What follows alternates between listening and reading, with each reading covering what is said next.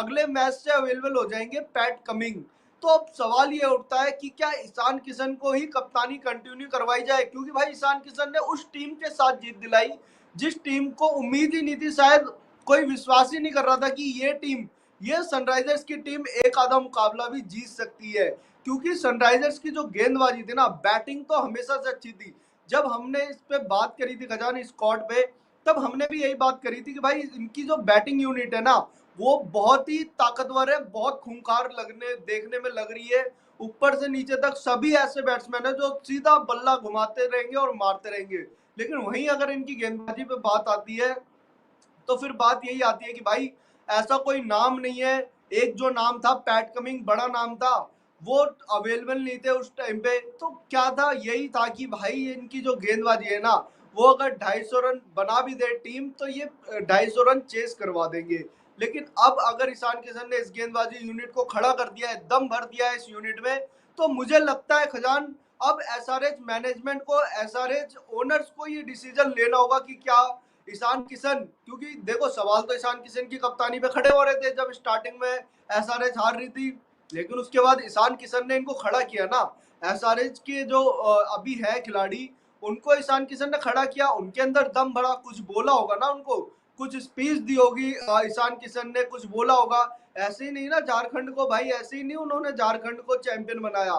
कुछ तो क्वालिटी है ना उसमें कि उस झारखंड की टीम जिसके बारे में कोई बात नहीं करता खजान की, ये कभी आप देखो डोमेस्टिक का कोई टूर्नामेंट जीत सकती है, उस टीम को दो दो टूर्नामेंट जिताना, अपनी कप्तानी में जिताना, ये बहुत बड़ी बात होती है।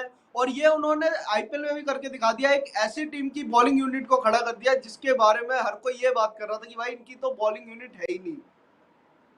बिल्कुल, ईशान किशन की कप्तानी की तारीफ बिल्कुल होनी चाहिए क्योंकि शुरुआती 3 मुकाबले हारे ज़रूर थे और उसके बाद लगातार 4 मुकाबले जीतना, बल्लेबाजी तो दमदार है, ये शुरुआत से बात हो रही थी, लेकिन गेंदबाजी में जिस तरीके से युवाओं पर भरोसा किया गया, आपने अनुभव को बाहर किया।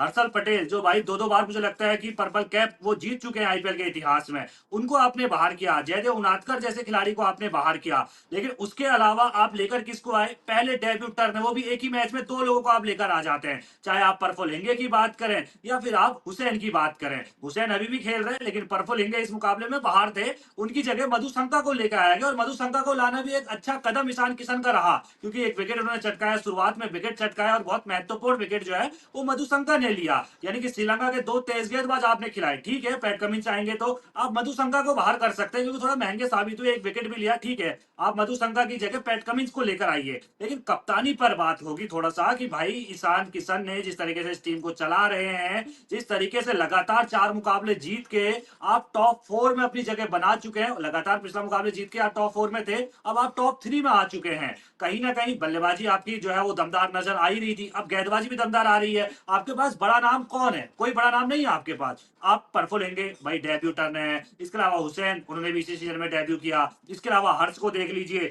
उन्होंने भी इसी नहीं शायद इस सीजन में डेब्यू नहीं किया लेकिन इतना बड़ा नाम नहीं है। कुल मिलाकर देखेंगे शिवांग को देख लीजिए, वो भी कोई इतना बड़ा नाम नहीं है। लेकिन नए गेंदबाजों के साथ ईशान किशन ने जिस तरीके से गेंदबाजी करवाई है और हैदराबाद को टॉप 4 में 7 मैच होने के बाद भी आपने बना के रखा हुआ है, तो यानी कि आपके अंदर क्वालिटी है।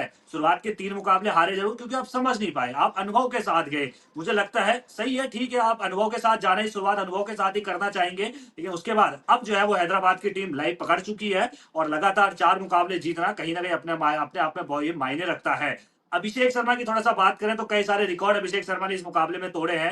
ईशान किशन के पास कप्तानी रहनी चाहिए, ये चर्चा जरूर सोशल मीडिया में उठनी चाहिए और उठ भी रही है। आप देखना यह काव्या मारन और टीम मैनेजमेंट के हाथों में है कि भाई क्या फैसले लेते हैं। पैट कमिंस से आते हैं तो पैट कमिंस को कप्तानी दी जाती है और कहीं ना कहीं ईशान किशन का मनोबल भी टूटेगा अगर आप पैट कमिंस को कप्तानी अब देते हैं 7 मैचों के बाद।